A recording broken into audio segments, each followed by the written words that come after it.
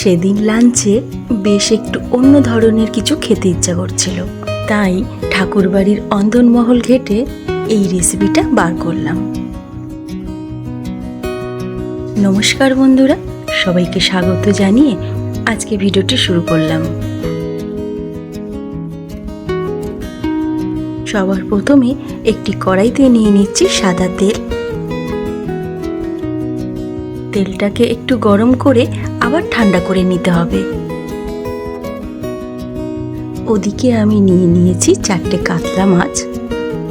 চলুন মাছগুলোকে এবারে ম্যারিনেট করে নেওয়া যাক।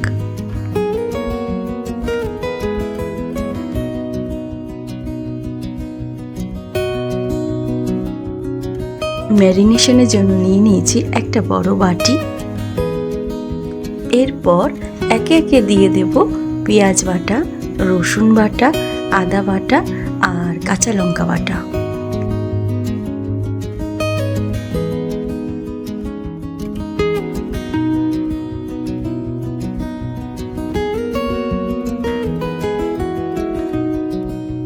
এবার একটু মশলা ধোয়া জল অ্যাড করে দেব।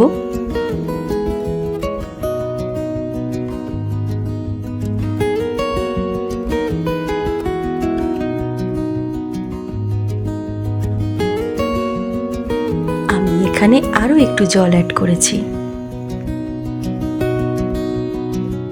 এবার মশলাগুলো ভালো করে মিক্স করে নেব।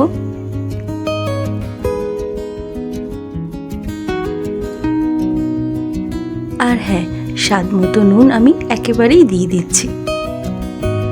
ঠাকুরবাড়ির অথেন্টিক রেসিপিতে হলুদের ব্যবহার ছিল না, তবে আমি এখানে অল্প একটু হলুদ গুঁড়ো ব্যবহার করেছি। আর দিয়ে দিচ্ছি একটু কাশ্মীরি লঙ্কার গুঁড়ো। সবগুলো আবারও একটু ভালো করে মিক্স করে নেব। মিশ্রণের ঘনত্বটা কিন্তু একটু পাতলাই থাকবে, এর কারণটা একটু পরেই জানতে পারবেন।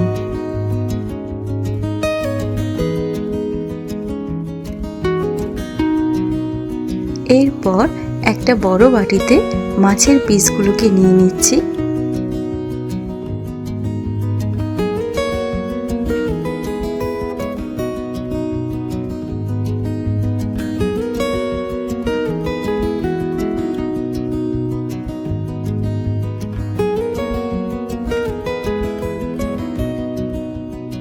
এবারে যে মশলার মিশ্রণটা বানিয়ে রেখেছিলাম সেটা ছাঁকনি দিয়ে ছেঁকে মাছের মধ্যে দিয়ে দেব।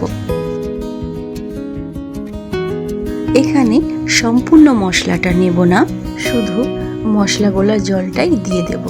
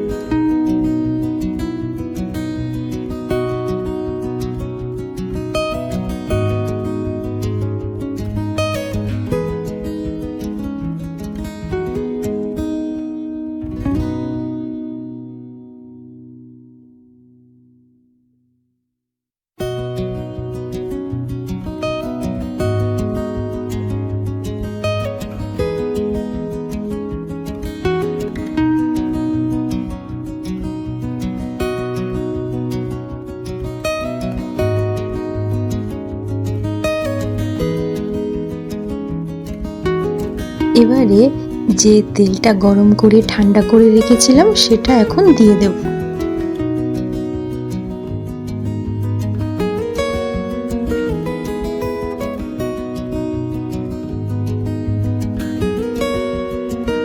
এবার এটাকে ম্যারিনেশনের জন্য রেখে দিতে হবে আধ ঘন্টার জন্য। আর হ্যাঁ, অবশ্যই ঢাকা দিয়ে রাখতে হবে।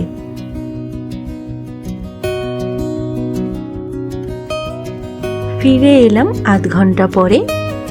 গ্যাসে বসিয়ে দিয়েছি একটি ফ্রাইং প্যান, তাতে এবারে সম্পূর্ণ মিক্সারটি দিয়ে দেব।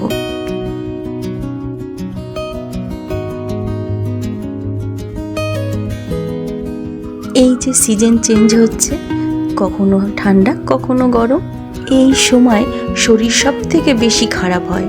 আর সুস্থ হয়ে ওঠার জন্য ওষুধের পাশাপাশি সঠিক পথ্যেরও কিন্তু প্রয়োজন হয়। তো এই ধরনের রান্না খেলে আপনাদের ডায়েট সঠিকভাবে মেনটেন থাকবে। আপনারা নিশ্চয়ই ভাবছেন না যে সবই তো হয়ে গেল, এবারে হয়তো একটু ঢাকা চাপা দিয়ে নামিয়ে নেব। না না, আরও একটা উপকরণ বাকি আছে।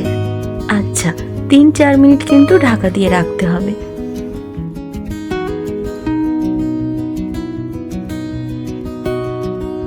ইদানিং জ্বালানি নিয়ে যে একটা সমস্যা চলছে, তাতে করে এই ধরনের রেসিপি খুবই হেল্পফুল হবে, কারণ খুবই কম সময় এটি হয়ে যায়।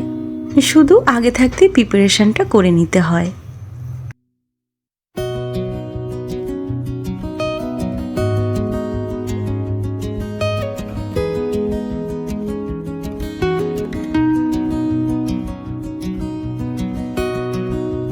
দিয়ে দিচ্ছি সামান্য একটু গরম মশলা,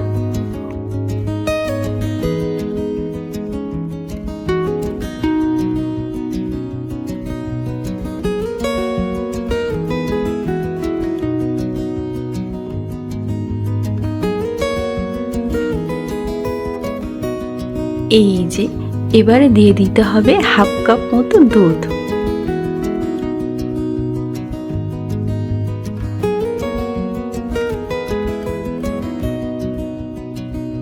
আমার বরাবরই এরকম সাবেকি রান্না খুবই ভালো লাগে।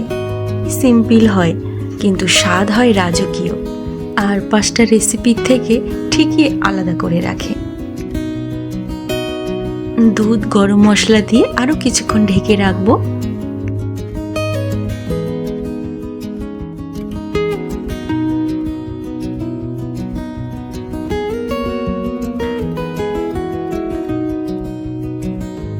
দিয়ে দিচ্ছি 2টো কাঁচা পাকা লঙ্কা, আপনারা চাইলে চিড়েও দিতে পারেন।